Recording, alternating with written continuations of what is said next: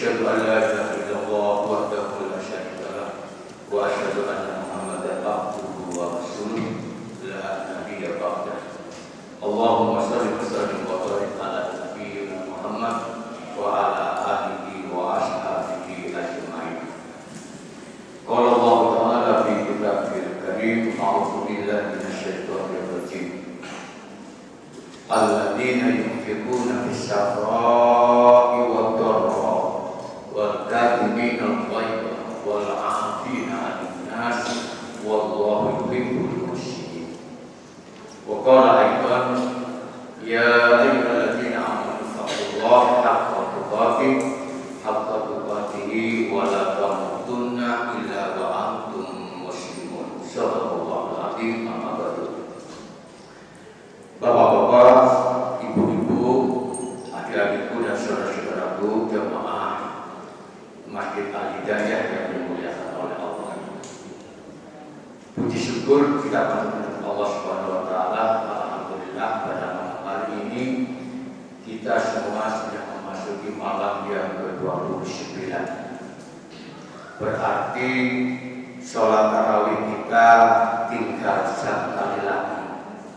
Insya Allah besok malam hari terakhir dan insya Allah sholat tarawih kita sudah selesai di tahun 1443 Hijriah ini.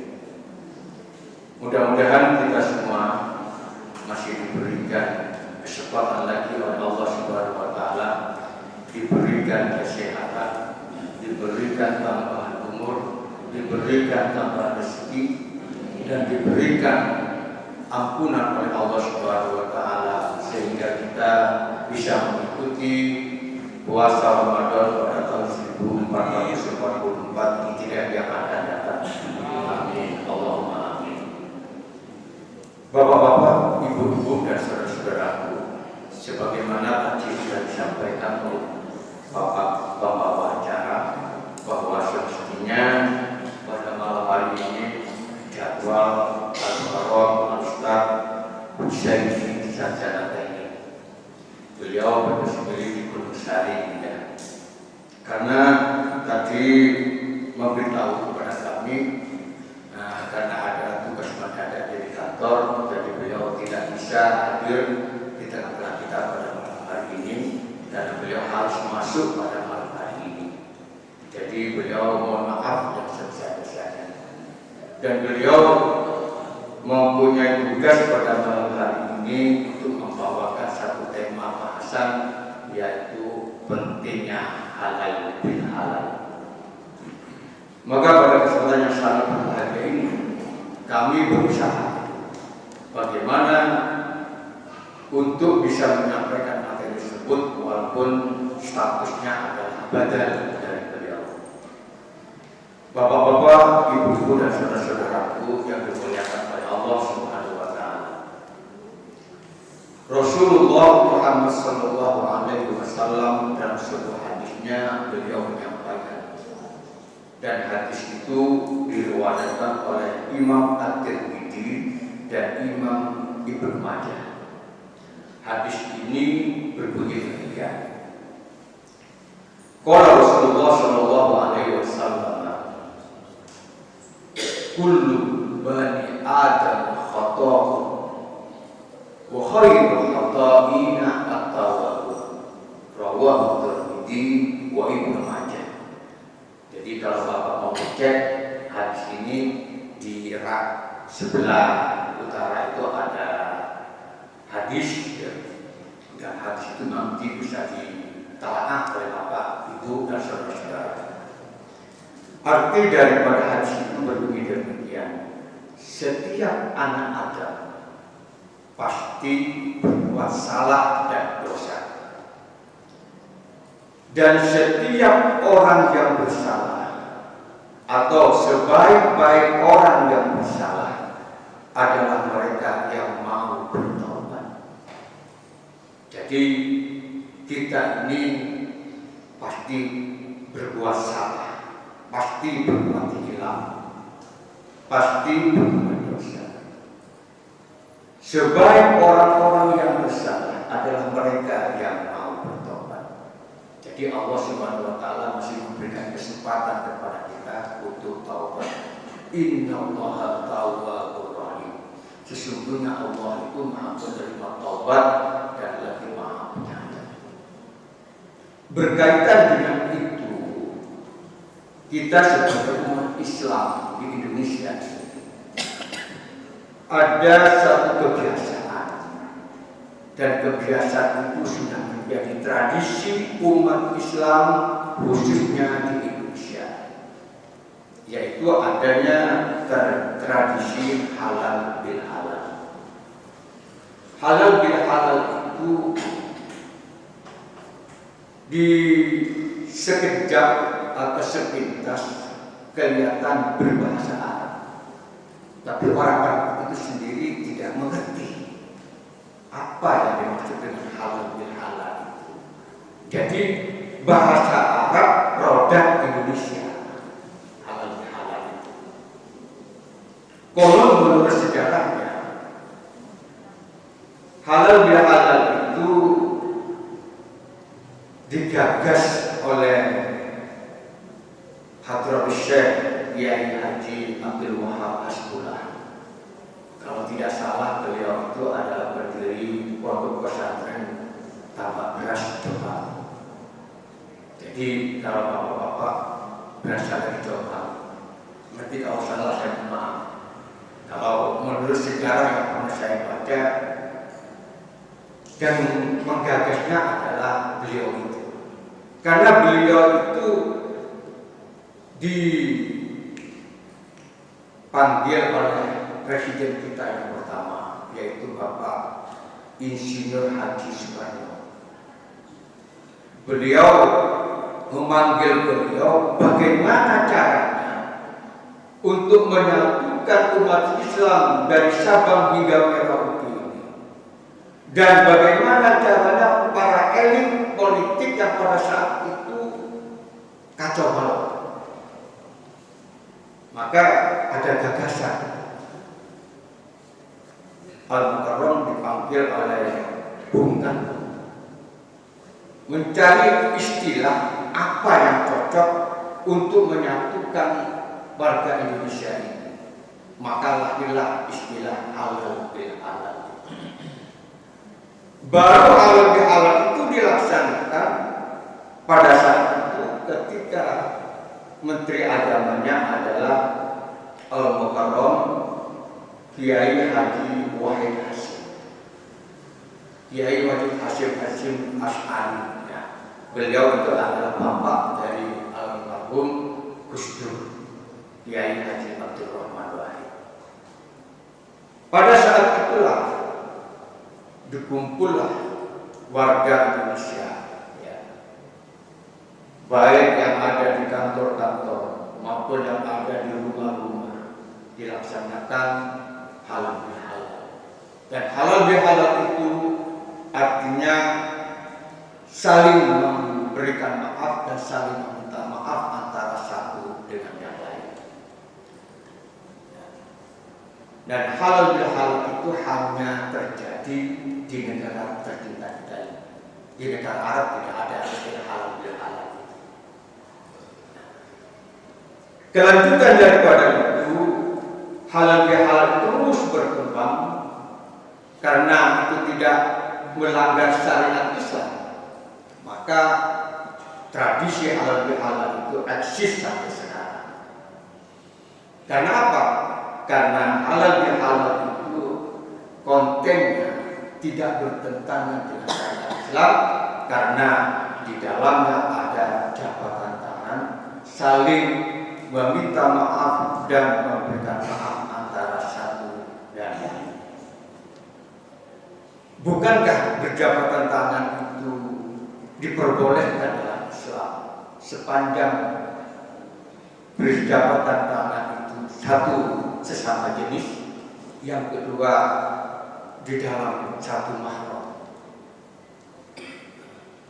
Jadi berjabatan tangan, bersentuhan selagi tidak ada syahwat, menurut mazhab Hanafi itu tidak membatalkan wudu. Tapi kalau menurut Imam Syafi'i itu bisa membatalkan. Mengandung syahwat atau tidak, pokoknya lama sebelum Musa bersentuhan dengan wanita itu adalah membatalkan wudu. Tapi kalau menurut mazhab Hanafi tidak. Maka pada saat itulah berjabatan tangan. Nah, kaitannya dengan jabatan tangan itulah Rasulullah Muhammad SAW juga bersabda dalam sebuah hadisnya, juga diriwayatkan. Kalau tadi hadis diriwayatkan oleh Imam At-Tirmidzi dan Ibnu Majah, ini ditambah satu imam hadis lagi, yaitu Imam Abu Dawud. Dan juga hadisnya ada di rak sebelah utara itu. Hadis itu berbunyi demikian. Qala Nabi sallallahu alaihi wasallam, "Ma min muslimaini yaltaqiyani fa yatasafahan illa wafir qabla an yatafarraq." Rawahu Abu Dawud wa Tirmidzi wa Ibnu Majah.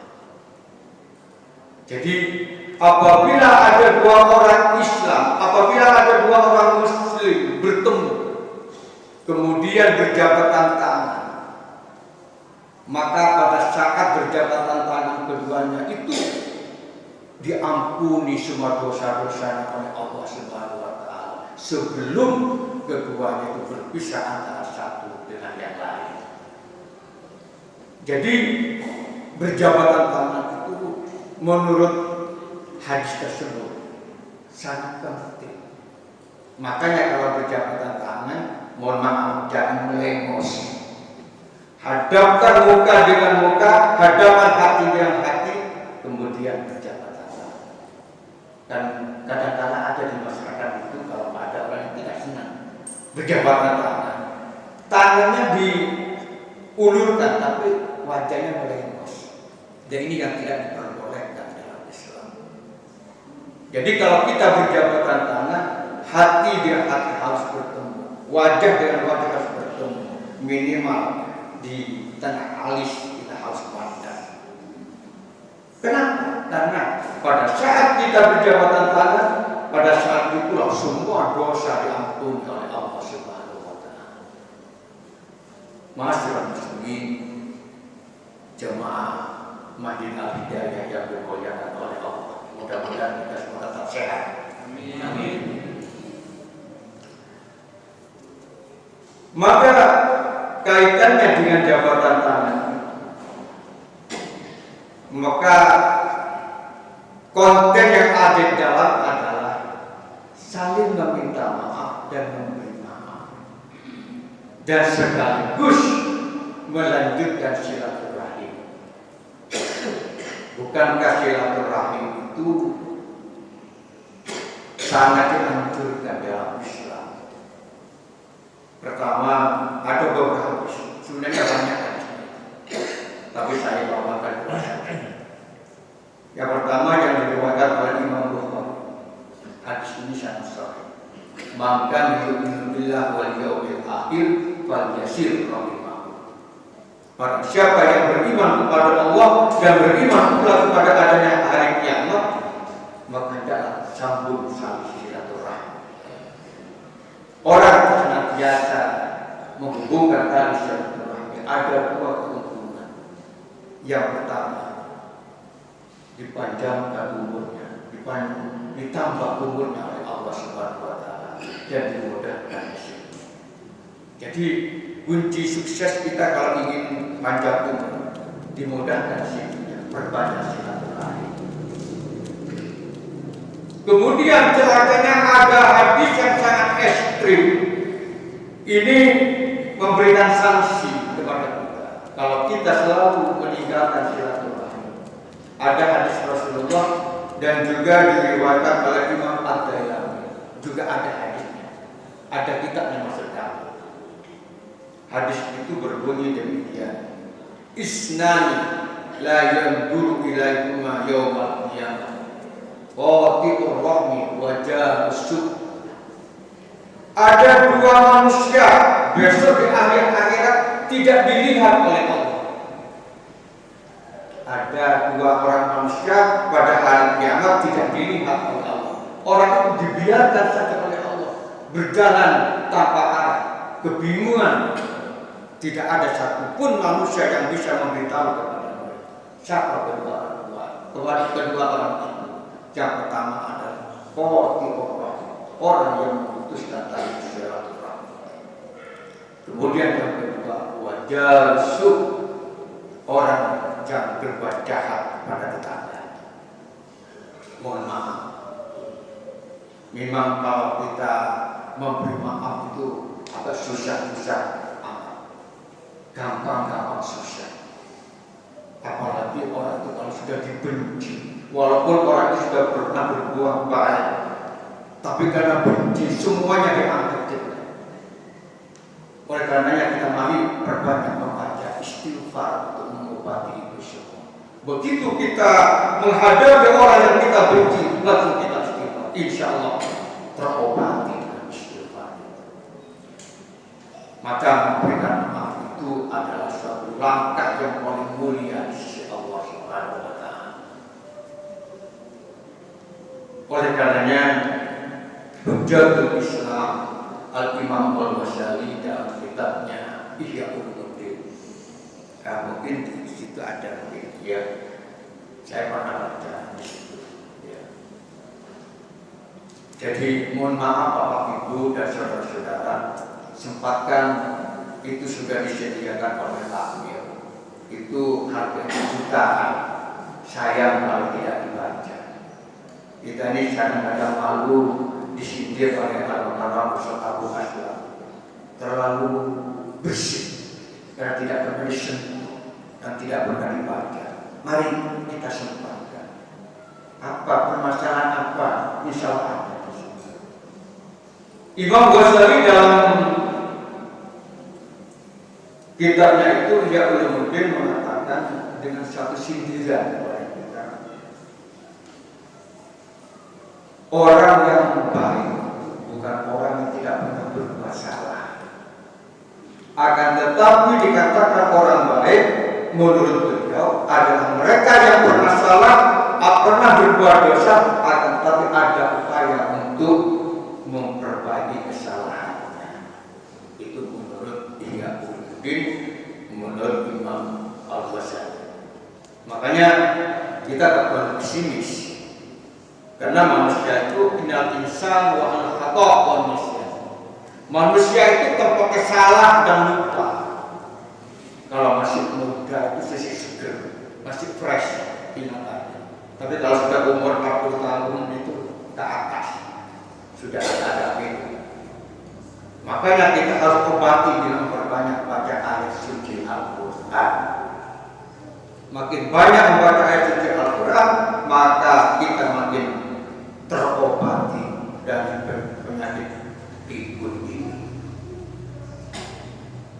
Bapak-bapak, ibu-ibu dan saudara-saudara, jadi kesimpulannya dari apa yang telah kami sampaikan di atas tadi, bahwa halal bihalal itu adalah tradisi atau budaya umat Islam pada waktu memasuki Idul Fitri yang tidak bertentangan dengan syariat Islam. Kemudian yang kedua, karena dalam halal bihalal itu ada jabatan tangan antara satu dengan yang lain. Karena dengan jabatan tangan itu maka terampuni dosa-dosanya. Ya, sebelum kedua itu berpisah akan satu dengan yang lain. Maka kami mengimbau pada diri kami pribadi dan juga kepada bapak-bapak, ibu-ibu dan saudara-saudara, mari kita sempatkan untuk silaturahim. Yang kedua, kita laksanakan halal bihalal, baik itu antara pribadi dengan pribadi, antara pribadi dengan kelompok atau kelompok dengan kelompok, baik itu dilaksanakan di rumah, di kantor, di sekolah atau di mana saja. Karena hanya demikian itu juga termasuk tradisi umat Islam yang harus kita lestarikan. Demikian yang kami sampaikan, kurang lebihnya karena kami ibadah dari beliau. Kalau ada kurang lebihnya, mohon maaf. Nasrul minallah wa billahi taufiq wal hidayah. Assalamualaikum warahmatullahi wabarakatuh.